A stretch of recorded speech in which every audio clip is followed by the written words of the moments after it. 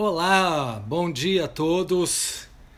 Esse é o quarto episódio, gente. Esse é o quarto episódio da primeira temporada dos nossos conceitos fundamentais de direito civil. Como vocês já sabem, para quem já assistiu aqui comigo, o meu objetivo é nada mais do que estimular vocês ao ensino crítico, aprofundado do direito privado, com muita didática e uma sequência lógica. É isso que eu desejo.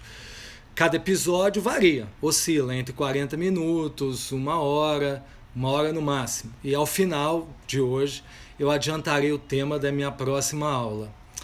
Eu vou pedir, como sempre, nesse meu quarto episódio, licença a cada um de vocês. Bom dia, bom dia a todos, porque eu vou desabilitar os comentários agora para a conversa fluir da melhor forma possível. Ok, pessoal? Então, estamos aí. Vou desabilitar, desativar. Pronto, gente. Começando oficialmente, muita dedicação, porque o nosso tema hoje é um negócio jurídico. Ou seja, hoje eu convido vocês a fazer uma viagem no tempo e no espaço. E vocês verão que quem sabe muito bem o conceito de forma verticalizada conhece o resto, sabe desenvolver muito bem o resto. Então vamos lá, vamos começar com essa viagem sobre o negócio jurídico. Tem muitos doutrinadores, não no Brasil, em todo o mundo, que dizem que o negócio jurídico é a realização mais orgulhosa do direito civil. Porque o negócio jurídico não é uma criação do direito romano, ele é uma criação do século XIX, da pandectista alemã. Ou seja, eles sistematizaram todas as formas de condutas humanas juridicamente relevantes. E esse cientificismo chegou ao auge numa obra de 1840 de Savigny sobre os sistemas de direito romano moderno. Ali que se esboçou pela primeira vez um conceito de negócio jurídico que muitos usam até hoje. Ou seja, o núcleo do negócio jurídico como uma manifestação de vontade dirigida à produção de efeitos jurídicos. Vale dizer, esse conceito que eu acabei de dar, ele traz dois elementos, um externo e um interno. O elemento externo é uma declaração destinada a produzir efeitos jurídicos. E o elemento interno, logicamente, é a vontade. Então, meus prezados, através de um negócio jurídico, nós podemos fazer contratos, declarações unilaterais de vontade, nós podemos adquirir direitos reais, realizar casamento, constituir uma sociedade. Justamente pela variação de noções de negócio jurídico, é que lá na Alemanha eles já desenvolveram uma trifurcação, ou seja, haveria um negócio jurídico unilateral, que é um ato não receptício de vontade, ou seja, que independe do consentimento do outro. Um exemplo que nós temos até hoje é o testamento, que é um negócio jurídico unilateral de vontade, onde basta que eu faça o testamento, independente de qualquer consentimento, para que ele seja válido.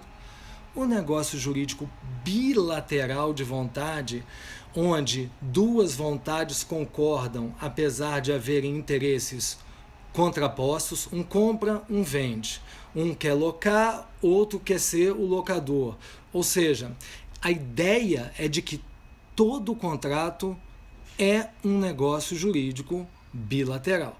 Mas nem todo negócio jurídico bilateral é um contrato.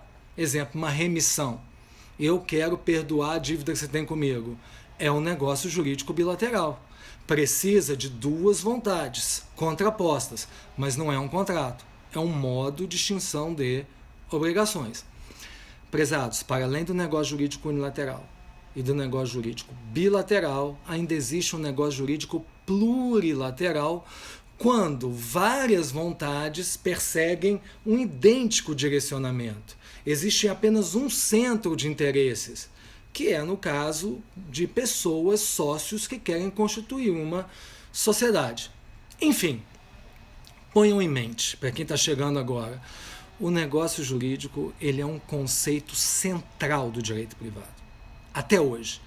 E ele é um conceito central, tanto de maneira direta, como de maneira indireta. De maneira direta, naqueles países que colocaram um negócio jurídico na parte geral do Código Civil, como o BGB, o Código da Alemanha de 1900, como o Código Civil Brasileiro de 2002.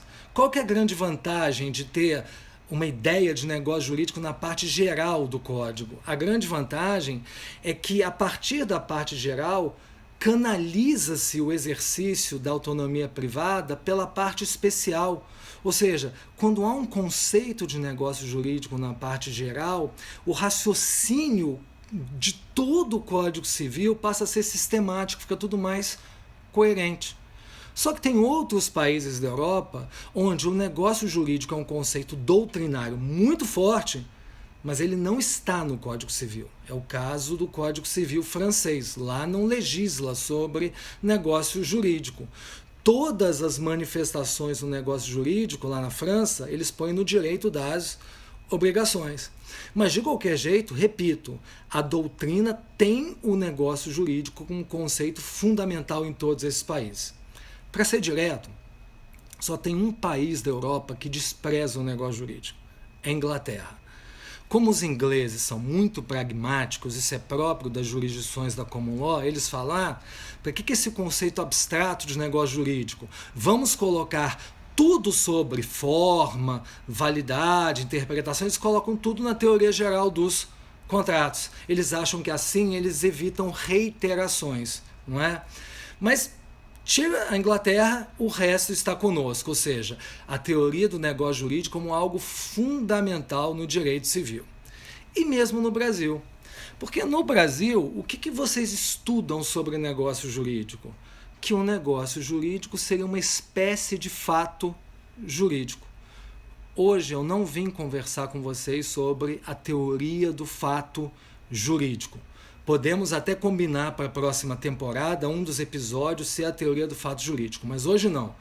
Hoje eu não vim discutir teoria do fato jurídico. Hoje eu não vim discutir teoria das invalidades. Hoje nosso objetivo é discutir o conceito de negócio jurídico. Conceito que começou a ser desenvolvido aqui no Brasil magistralmente por Pontes de Miranda. Marcos Bernardes de Mello tem uma grande contribuição, Antônio Junqueira, dentre outros aqui que eu não falo. Mas o importante é que no Brasil passou-se a entender, prestem atenção, que o negócio jurídico é um ato de autonomia privada. O negócio jurídico é um instrumento pelo qual se canaliza a autonomia privada. É pelo negócio jurídico que nós regulamos a amplitude dos efeitos jurídicos que queremos dar a um ato. Tá bom, pessoal? Ou seja, pelo negócio jurídico nós podemos até mesmo escolher uma determinada categoria jurídica. Em resumo, o negócio jurídico, hoje no Brasil, é esse poder que qualquer um de nós tem de autorregulamentação dos interesses privados nos limites do ordenamento jurídico. Então, para dar um exemplo bem simples desse poder de autodeterminação individual nos limites do ordenamento. Uma compra e venda. Se eu faço uma compra e venda com vocês, não é possível ter uma cláusula de retrovenda? Claro que sim, é a nossa liberdade de canalizar os efeitos do ato. Não é possível ter uma cláusula de exclusão da evicção para o alienante? Sim. Não é possível a inserção de uma cláusula penal? Sim. E podemos também inserir uma cláusula pela qual uma das partes unilateralmente fixa o preço? Não. Por que essa cláusula potestativa não é viável à luz do artigo 489 do Código Civil? Porque a nossa liberdade de autorregulamentação de interesses, ela se encontra nos limites que são dados pelo ordenamento jurídico. Ou seja, a autonomia privada é apenas para interesses que são dignos de tutela, que são dignos de proteção. Eu vou falar sobre isso mais tarde, porque é um tema fundamental. Vamos fazer agora uma viagem no tempo. Se preparem comigo. Quais são os grandes desafios que nós temos até hoje em matéria de negócio jurídico? Eu diria que são 3 desafios. E todos esses desafios, eles têm a ver com testar os limites do negócio jurídico. Por que testar os limites? Porque há 180 anos atrás, quando o conceito de negócio jurídico ele foi desenvolvido na Alemanha, ele foi pensado para que arquétipo? Ele foi pensado para 2 vontades que buscavam efeitos patrimoniais. Ou seja, o negócio jurídico ele foi pensado, viagem aqui comigo, para 2 hipotéticos burgueses que um apertava a mão do outro, pensando em um negócio jurídico econômico, onde um fazia oferta e o outro fazia a aceitação. Isso é uma ideia muito distante do que nós temos hoje. Hoje o mundo é muito mais complexo. Então, quais foram os problemas que esse conceito inicial de negócio jurídico passou a ter com o tempo? Primeiro dos 3 desafios. Já na primeira metade do século XX, nós passamos a viver em uma sociedade de massas. Então, eu estou conversando com vocês. Como é que vocês me justificam uma ideia de negócio jurídico clássica quando um sujeito ele entra num bonde, por exemplo, e na hora que ele vai descer do bonde alguém fala, opa, você tem que pagar. O cara fala, peraí, por que eu tenho que pagar? Eu assinei algum contrato com alguém? Ou quando você para o carro no estacionamento público, tem uma placa dizendo que a partir de tanto tempo você vai pagar X, e aí você vai embora sem pagar, alguém fala, ô moço, você tem que pagar. Mas espera aí, por que eu tenho que pagar? Isso aqui não é uma área pública? Como é que se justifica? São negócios jurídicos essas situações? E aí é que começaram a surgir, anotem, as chamadas doutrinas restritivas do negócio jurídico. O que quer dizer? São doutrinas que, para explicar problemas como esse que eu trouxe a vocês, eles começaram a buscar fontes alternativas ao negócio jurídico, dizendo o seguinte, não, peraí, negócio jurídico é quando surge algo da vontade. Aí nós podemos falar em negócios jurídicos. Mas nesses casos, segundo essas teorias restritivas, não haveria negócio jurídico. Anotem, seriam relações contratuais de fato. Ou seja, seriam situações onde haveria autonomia privada, mas não seria negócio jurídico porque ninguém emitiu uma declaração de vontade. Então, a finalidade dessa teoria, chamada teoria das relações contratuais de fato, que se desenvolveu na Alemanha ainda na primeira metade do século XX, foi a de preservar os efeitos de atividades socialmente úteis. Vocês imaginam um adolescente de 15 anos que vai comprar lanche no bar da escola? Isso não seria um negócio jurídico inválido à luz da teoria do negócio jurídico, mas poderia sobreviver sendo explicado como uma relação contratual de fato. Outra teoria restritiva muito famosa que vários de vocês conhecem é uma doutrina de Karl Lahren chamada doutrina do comportamento socialmente típico. Ou seja, entrar num ônibus e ter que pagar, mesmo não assinando o contrato, parar o carro no estacionamento público, tudo isso não são contratos tradicionais, não são negócios jurídicos clássicos, mas são comportamentos socialmente típicos, onde qualquer pessoa na sociedade pode concluir que ali houve uma vontade de se praticar um ato de autonomia privada.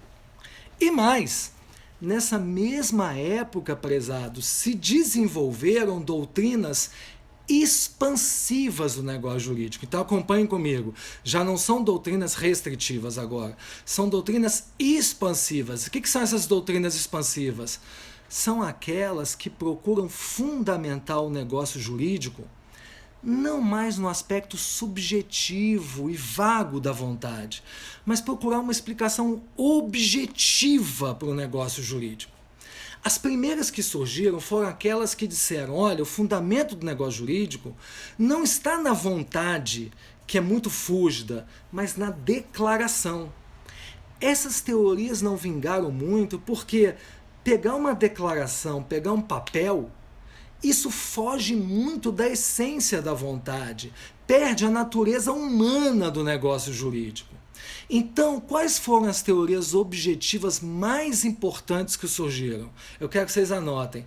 A teoria objetiva mais significativa até hoje para explicar o negócio jurídico é a teoria da confiança. A teoria da confiança, ela é uma teoria dualista. Por que ela é uma teoria dualista? Porque ela não abandona a vontade como a gênese do negócio jurídico. Mas ela diz que a vontade sozinha não faz milagre. Que o negócio jurídico se explica por vontade mais confiança.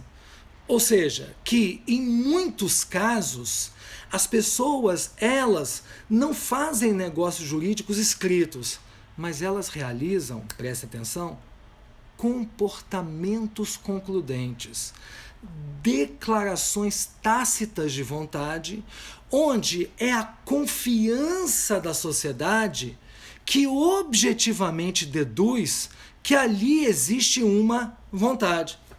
Posso dar um exemplo para vocês de teoria da confiança no Código Civil, muito famoso? É o artigo 138.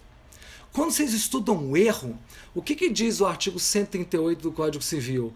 Que o erro substancial é aquele que pode ser percebido por uma pessoa de diligência normal em face das circunstâncias do negócio. Esse artigo é belíssimo. O que ele quis dizer com isso?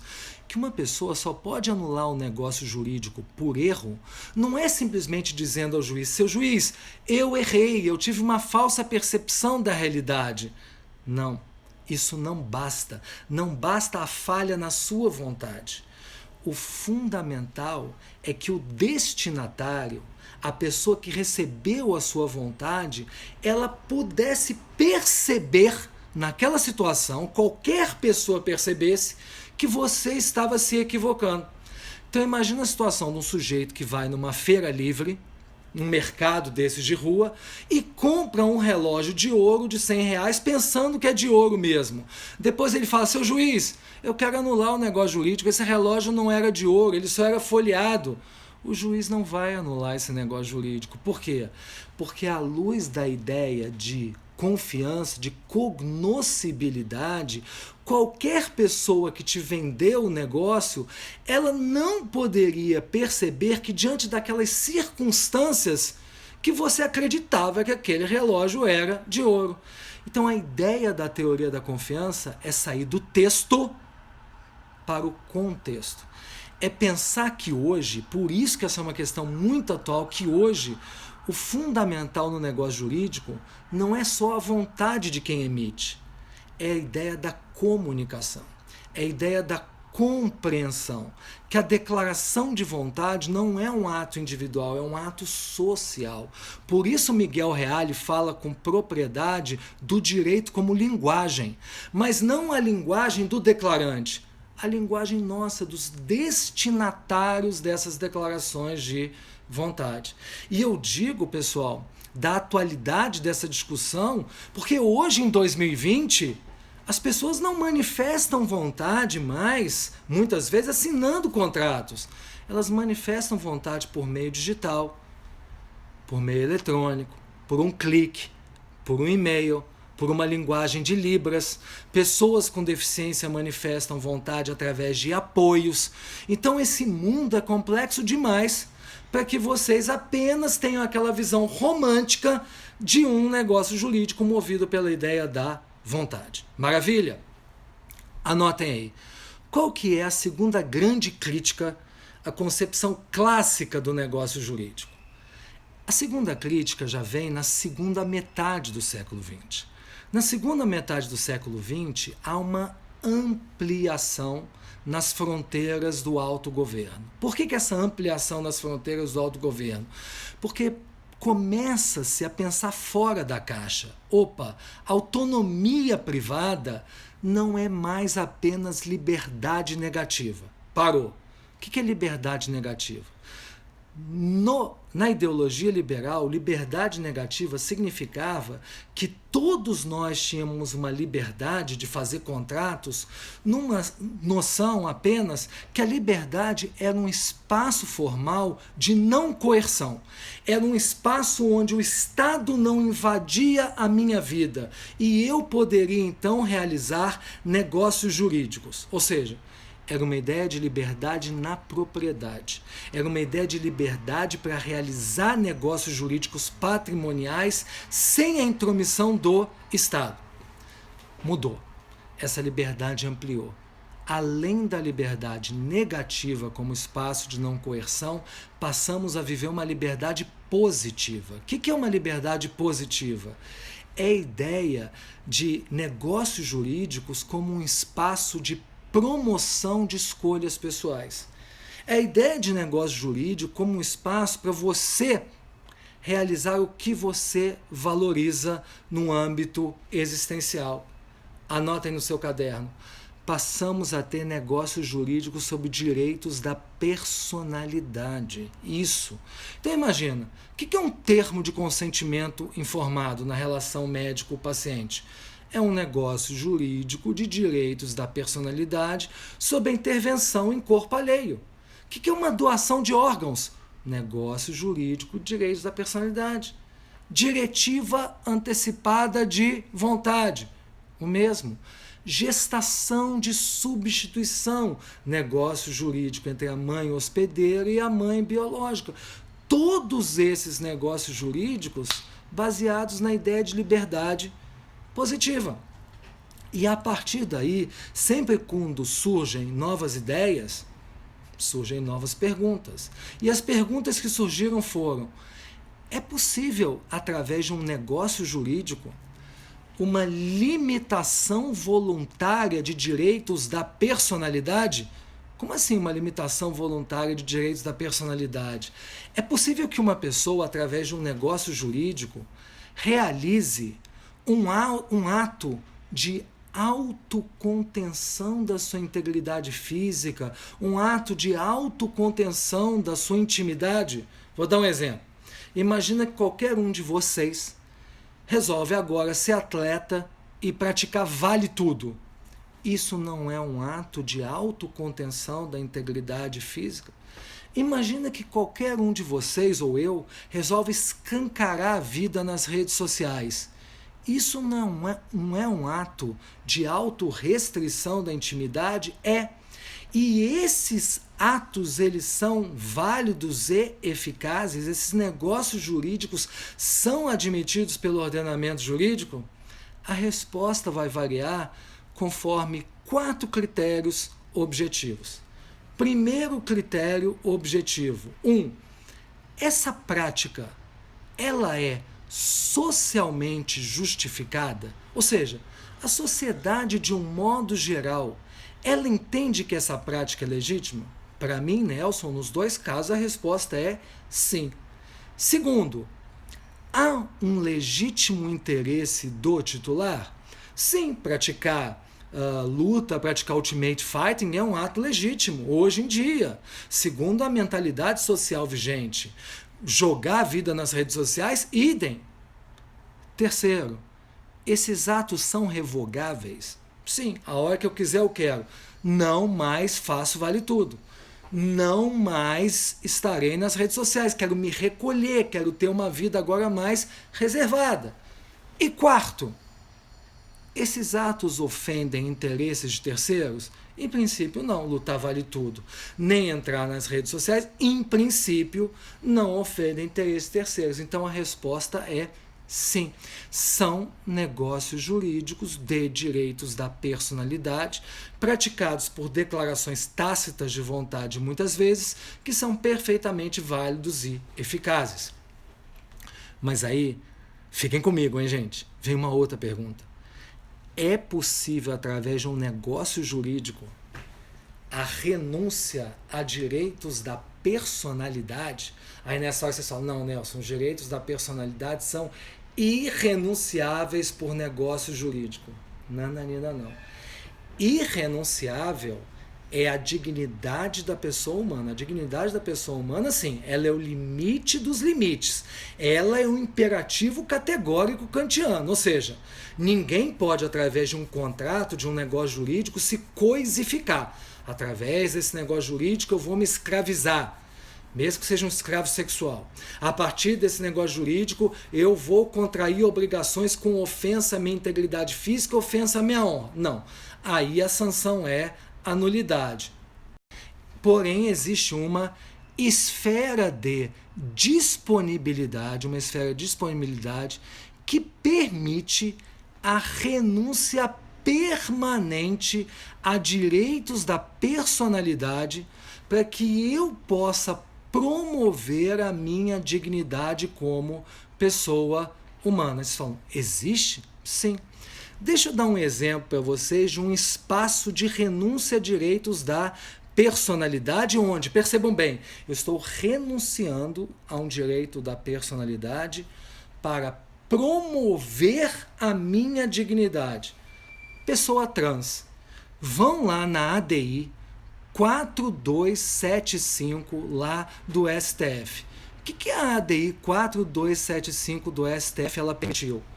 A alteração de prenome ou de sexo no registro civil, mesmo sem a realização de uma cirurgia de redesignação sexual. Ou seja, o STF entendeu que no ordenamento jurídico marcado pela pluralidade, pelo pluralismo, é viável essa adequação psicofísica. E por que é viável essa adequação psicofísica? Porque o sexo corporal ele não determina a identidade de uma pessoa. Ou seja, não é necessário uma autorização judicial para essa cirurgia.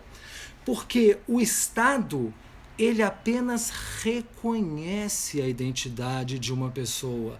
Ele não a constitui, nem condiciona a sua expressão a qualquer modelo procedimental.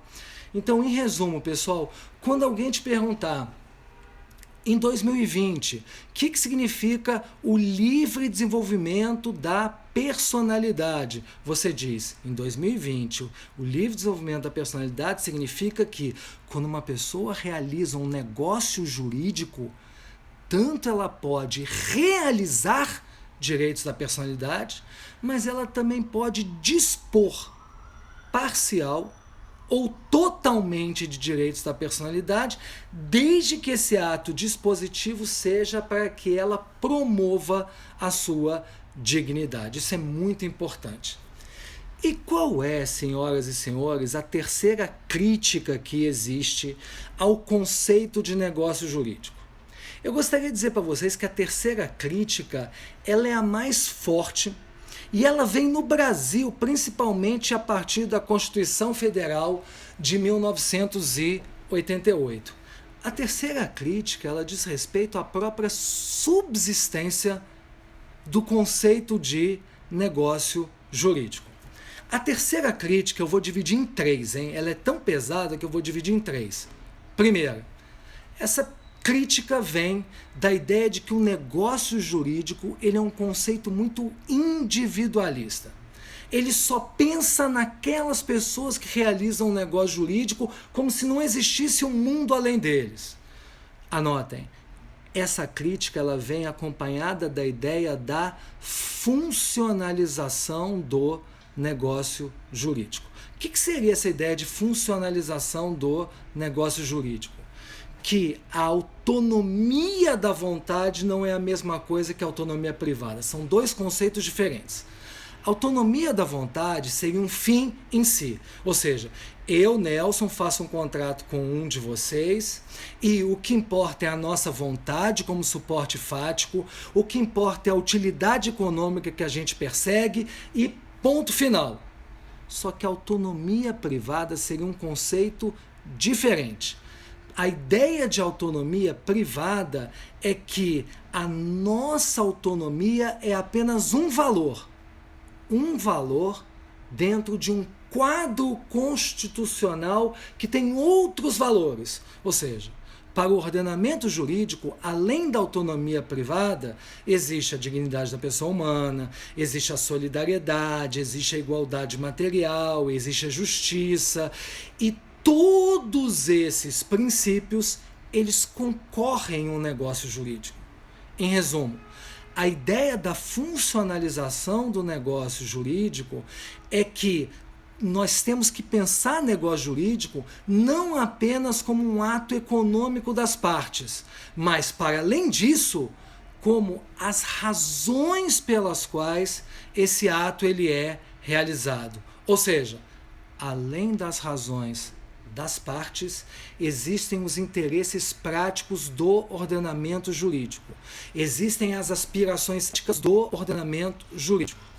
Deixa eu fazer minha crítica como Nelson Rosenwald. Eu tenho uma crítica a isso.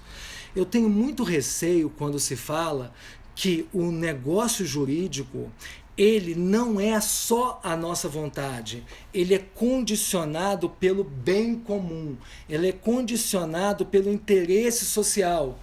Porque isso pode dar uma falsa ideia de que a liberdade dos particulares ela seria anulada por um interesse superior do Estado, por um interesse superior da coletividade. Ou seja, eu tenho receio de se substituir uma ideia abstrata, gasta de indivíduo como um sujeito abstrato, por uma outra ideia abstrata de uma sociedade como uma soma de indivíduos. Então, o que eu preciso explicar a vocês? Quando alguém falar de funcionalização do negócio jurídico, entendam de outra forma. Por que entendam de outra forma? Porque a finalidade do direito civil é assegurar a liberdade da pessoa concreta, gente de carne e osso. Assegurar que cada um de vocês, João e Maria, realizem livremente o desenvolvimento dos seus interesses patrimoniais e existenciais e possam prosseguir nas suas relações intersubjetivas. Então, quando se fala em funcionalização, eu prefiro pensar numa concepção plural de liberdades. Ou seja, eu realizo a minha liberdade em um contrato, mas a minha liberdade não pode causar danos a terceiros. A minha liberdade não pode sacrificar a liberdade de terceiros que também querem exercer a sua liberdade. Anotem, é uma liberdade em coexistência. Essa que é a questão bacana. Então, quando se fala, por que um negócio jurídico entre duas empresas não pode afetar interesses ambientais, não pode afetar interesses de consumidores? Não é em razão de interesses superiores da coletividade, mas sim porque a sociedade, ela convive com base em uma coexistência de diversas liberdades. Ou seja, a sociedade não precede o indivíduo, nem o indivíduo precede a sociedade. O que existe é essa coexistência de liberdades. Maravilha? Mas eu tenho pessoal, segunda crítica que eu faço ao conceito de negócio jurídico. Não sou eu, Nelson. É um conceito que a doutrina faz no Brasil, ela é muito atual, a ideia de negócio jurídico. Qual seria essa crítica? É que o conceito de negócio jurídico é um conceito estático. Essa crítica é pesada. Um conceito estático, em que sentido? Quando alguém fala em negócio jurídico, vê se eu estou mentindo, pessoal, só se pensa na gênese do negócio jurídico. O tempo inteiro. O negócio jurídico, o agente é capaz? O objeto é lícito, a forma é prevista em lei, ou seja, o tempo inteiro o Código Civil ele nos remete ao momento da formação do negócio jurídico, ao momento em que aquele negócio jurídico ele se tornou um ato jurídico perfeito. Em outras palavras, a tutela do contratante ela tem que ser o tempo inteiro reenviada ao momento inicial da comunhão de vontades. E vocês me perguntam, Nelson, isso é bom? Não, isso não é bom. Essa história de enviar o negócio jurídico o tempo inteiro ao passado, ela é negativa. E eu vou explicar por quê. Porque hoje, em 2020, anotem, O conceito de contrato, o conceito de autonomia, não se exaure dentro da ideia de negócio jurídico. Não. Hoje, quando nós falamos em um contrato tem dois sentidos. O primeiro sentido do contrato é um negócio jurídico fundante, é um negócio jurídico que lhe deu origem. Ok. Mas tem um segundo conceito de um contrato. Qual é? É a atividade que dá conteúdo a esse contrato, que dá dinamismo a esse contrato, que não tem nada a ver com um negócio jurídico fundante. O Enzo Roppo, o italiano, ele já falava muitos anos atrás que o contrato atual é a vestimenta das operações econômicas. O que ele quis dizer com o contrato sendo a vestimenta das operações econômicas? Esse é um redimensionamento do sentido de contrato. Contrato não é apenas negócio jurídico. Contrato é uma realidade em permanente construção. E eu vou provar isso para vocês a partir de duas doutrinas que todo mundo que quer estudar direito civil com afinco tem que aprender. Qual que é a primeira doutrina que mostra que hoje em dia a gente não pode ficar preso no conceito estático de negócio jurídico? É a doutrina que Clóvis do Couto e Silva trouxe no direito brasileiro da obrigação como processo. O que ele quis dizer da obrigação como processo? Que a obrigação, ela não é abstratamente presa a um negócio jurídico que nasce no momento em que se celebra o contrato e termina no momento que cumpre todas as obrigações do contrato. Não! A ideia de uma relação obrigacional, ela é muito maior que o perímetro de um contrato. A relação obrigacional existe antes do negócio jurídico e a relação obrigacional ela existe depois do negócio jurídico. Ou seja, na relação concreta existe uma série de múltiplas ações jurídicas que têm uma vida muito maior que a vida do negócio jurídico. Quando eu começo as tratativas e negociações preliminares com você, tem algum negócio jurídico? Não, não existe negócio jurídico, mas já existe um contato social. Esse contato ele é a fonte de obrigações, independente de um negócio jurídico. Quando termina o negócio jurídico, terminou.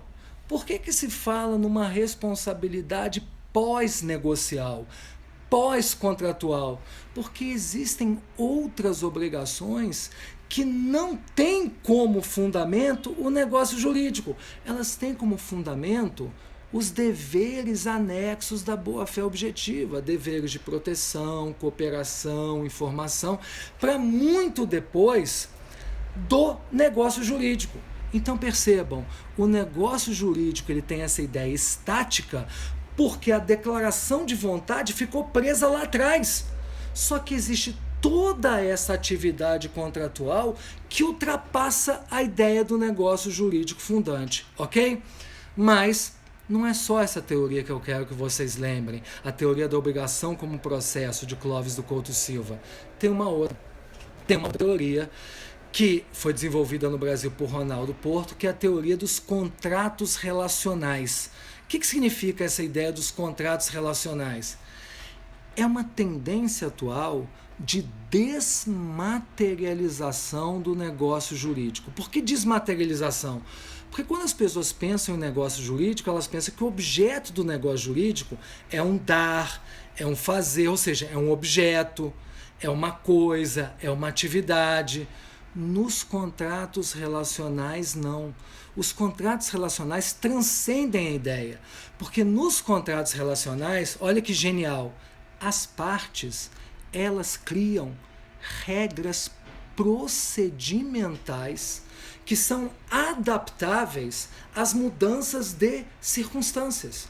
Ou seja, esses contratos, eles passam a ter uma continuidade, uma vida que muito ultrapassa a ideia original do negócio jurídico que ficou lá atrás. Se alguém me perguntar, Nelson, dá um exemplo então de como as pessoas realizam contratos relacionais hoje no Brasil, O que a lei de liberdade econômica recentemente ela trouxe que mostra muito essa ideia de contrato relacional? A ideia de gestão de riscos. Quando eu faço um contrato com você intercivil, 2 civis, ou interempresarial, nós já podemos criar todo um procedimento de regras de interpretação e de revisão desse contrato. Vale dizer, Nelson e você, nós criamos um catálogo de regras onde nós delimitamos previamente esferas de responsabilidade e estabelecemos a equação econômica desse contrato. Em outras palavras, cada vez mais, o contrato deixa de ser apenas um negócio jurídico bilateral e passa a ser um instrumento posto à disposição da autonomia privada para alocação de riscos economicamente previsíveis. Isso é muito interessante. E vem uma terceira e última crítica. Então, a primeira, qual era? Que os negócios jurídicos eles são individualistas. Segundo, eles ficam muito presos ao momento estático do negócio jurídico. E a terceira e última? A terceira e última é que os negócios jurídicos eles seriam abstratos. Por que eles seriam abstratos? Eles seriam abstratos porque eles ignorariam as particularidades das pessoas envolvidas e a diversidade dos conteúdos dos contratos. Como assim? Quando a gente pensa num negócio jurídico tradicional, nós pensamos em Caio versus Tício. Mas espera aí, não existe apenas Caio versus Tício. Existem contratos interempresariais entre 2 empresários, onde existe uma maior igualdade. Existem contratos intercivis entre 2 civis, onde já há uma certa desigualdade. E existem contratos consumeristas, onde existe já uma grande assimetria entre as partes. Nesses contratos, a autonomia privada não funciona da mesma forma. Os negócios jurídicos eles são diferentes. Por quê? Porque à medida que a assimetria vai aumentando, abre-se espaço para a eficácia horizontal dos direitos fundamentais. Ou seja, à medida que as partes mais se desigualam, os direitos fundamentais da solidariedade, igualdade material, penetram nesses negócios jurídicos com maior força. Por isso que essa crítica à abstração da ideia do negócio jurídico, ela faz sim efeito. E é por isso que desde 1990 vem o Código do Consumidor para dizer o quê? Que os negócios jurídicos onde tem consumidor, eles merecem regras diferentes dos negócios jurídicos entre 2 particulares. E novamente lá vou eu. E qual foi o aspecto pedagógico da lei da liberdade econômica? Foi dizer que, que os contratos entre 2 empresários também são diferentes dos contratos de 2 civis, que nos contratos entre 2 empresários nós não podemos colocar boa-fé objetiva, função social do contrato e equilíbrio contratual do mesmo jeito que está no Código Civil, porque os empresários eles dispõem de uma dose de autonomia privada mais ampla. Então isso é muito importante entender que existem essas variações que fazem com que cada vez mais o civilista ele tenha que olhar as particularidades das pessoas envolvidas. Mas, senhoras e senhores, não se trata apenas da particularidade das pessoas envolvidas. Tem a ver também com a diversidade dos conteúdos dos contratos. Sim, porque lembram que eu falei que há 180 anos atrás, quando Savigny escreveu a sua obra, ele estava pensando no quê? 2 pessoas fazendo uma compra e venda. 2 pessoas fazendo em uma locação. Só que hoje a classificação dos contratos se expandiu enormemente. E mais, para aquilo que me interessa. nós não temos mais apenas os chamados contratos de lucro. O que seriam os contratos de lucro? Seriam aqueles contratos onde duas pessoas entram apenas buscando vantagens econômicas. Não! Hoje existem também os chamados contratos existenciais. Contratos existenciais são aqueles em que ao menos uma das partes não anseia por lucro. O que ela procura é um mínimo existencial. Aquele contrato vai lhe dar acesso a um bem da vida que promoverá necessidades fundamentais. Então, exemplo, contrato de locação de imóvel residencial. É um contrato civil, mas é um contrato existencial. Contrato de compra e venda de um imóvel com financiamento pelo sistema da Caixa Econômica.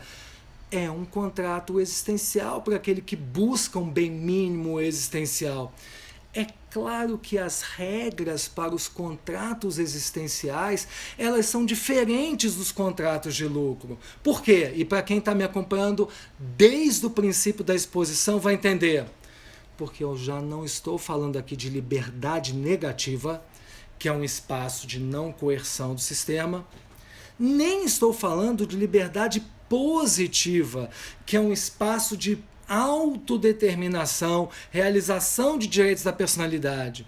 Eu estou falando aqui de liberdades existenciais, ou seja, de acesso a bens fundamentais para que a pessoa tenha um núcleo mínimo dentro do princípio da dignidade da pessoa humana.